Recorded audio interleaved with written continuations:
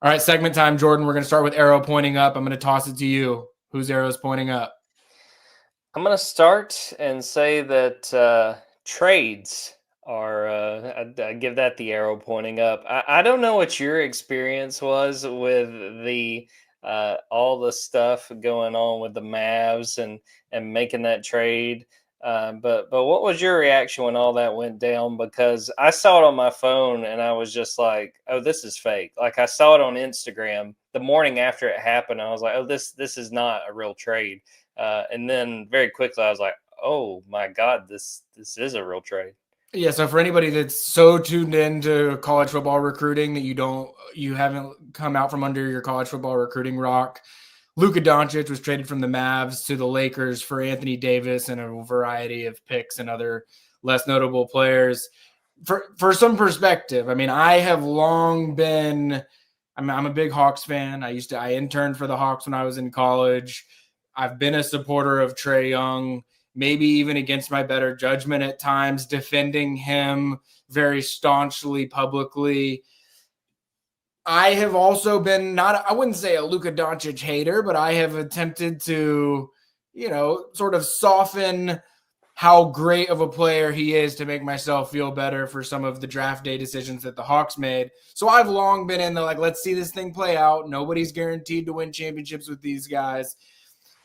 I somehow fell asleep before this news ended up dropping, and I woke up the next morning and I could not believe, of all people, I mean, my phone blew up because everybody knows what, in my personal life knows what my stance is on Luka Doncic and Trae Young and all of that has been. And I couldn't believe it. So I actually found out I thought somebody in my family had died or something because of how many text messages I had. No, it just turned out that Luka Doncic was getting traded, and various people were either trying to justify it or maybe they were validating my opinion on things. It didn't matter, but I've determined the Hawks officially won the draft day trade. So that's my stance on your arrow pointing up.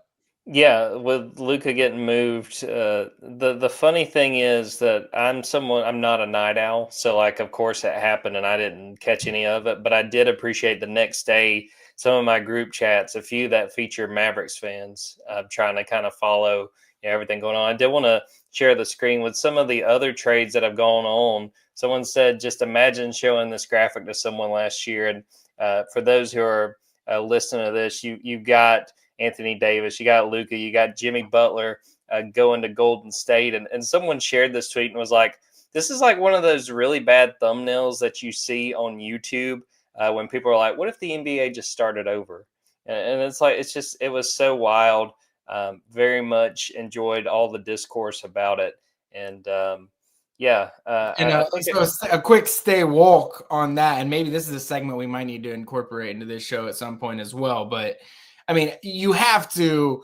Everyone says, how can you do this? The Mavericks got fleas, X, Y, and Z. Like, nobody has had more exposure to Luka Doncic than the Dallas Mavericks.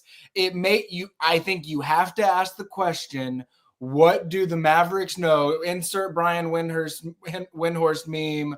What's going on? What do the Dallas Mavericks know? And what are their opinions on Luka Doncic that may be more valid than a lot of the general public has led on over the last few hours? That's just my quick stay woke, me inserting my very blatant biases on this situation into the conversation. only other arrow pointing out I have Mama Ning's Thai restaurant in Watkinsville. While we were Ooh. listening to that interview with Andrew Ivans, that was my dinner. So shout out to Mama Ning's, very good Thai food. It made for a good meal while we were listening to Andrew talk. Won't be the last time that we have a food reference, probably as an arrow pointing up. On my end, I'm going with two different seasons, arrow pointing up. I've got one golf season. The weather, I think it's a fake spring that we've got going on right now. I know you and I are going to try and get out on the links tomorrow.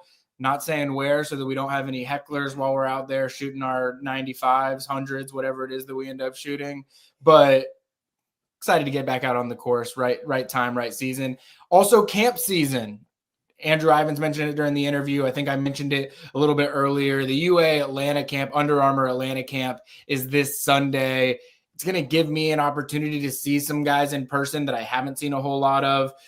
Andrew mentioned quarterback Landon Duckworth in the 2026 class. He's supposed to be at that camp. Carson Baker, Xavier Crowell, Jay Lamar, Kavion Conciaro, Peyton Dyer, Ryan Mosley, Caden Prothrow, a bunch of guys that we've talked about over these last few junior days, a bunch of guys that we will be continuing to talk about as it relates to official visits. Stay locked into Dogs 24/7 because we're going to have plenty of recruiting updates and news and commentary coming out of that Under Armour Atlanta camp on Sunday. We'll just also say, too, because we talked about it in the very first day, Wolk, went to my first Rock Lobsters game. Ben, you need to get on board. It was a good time. They beat Baton Rouge. Couple fights. I think the Rock Lobsters scored 3 goals. They won the game. It was a good time. I highly encourage it. I need to get over there. I also need to get some Rock Lobsters gear as well. I'll definitely buy a sweatshirt or something like that while I'm over there.